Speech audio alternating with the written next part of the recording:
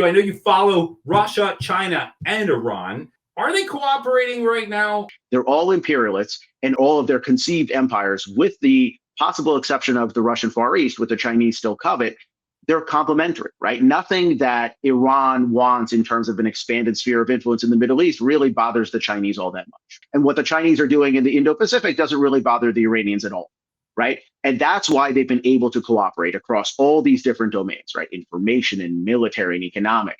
But there are limits to this partnership. Over the summer, when Iran was fully expecting that the Chinese and the Russians would weigh in meaningfully in the aftermath of the 12-day war, all we heard was crickets, right? And that's why you saw a flurry of Iranian delegations going to Beijing, going to Moscow, because they had to figure out we have to see if this is actually real.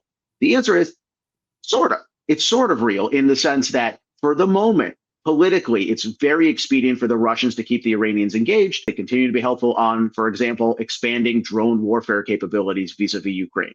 For the moment, the Chinese want to be engaged with Iran, A, because it irritates the United States, and B, because they hammered out a deal back in late 2020, early 2021, that theoretically, if it's actually moved upon, gives the Chinese government first mover advantage in the Iranian telecom sector. It gives them port basing access, things like that.